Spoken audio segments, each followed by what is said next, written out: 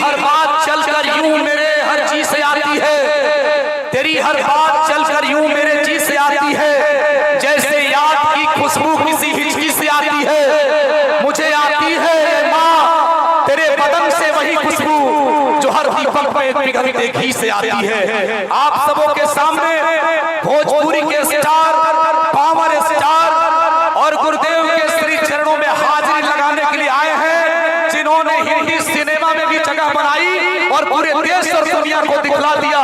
एक बार मैं चाहूंगा जोरदार ताली बजा के स्वागत कीजिए। आदरणीय पवन सिंह जी आप सबों के बीच में हैं। मैं गुरुदेव भगवान के सेवाओं में आप सबके सैलाब को देख रहा हूँ। पूज्य रामचंद्र दास जी महाराज ने जिस आस्था से गुरुदेव भगवान की सेवा की, और आज चमत्कार देखिए, जैसे लग रहा है तीर्थराज प्रयाग स्वयं चल के आए हो।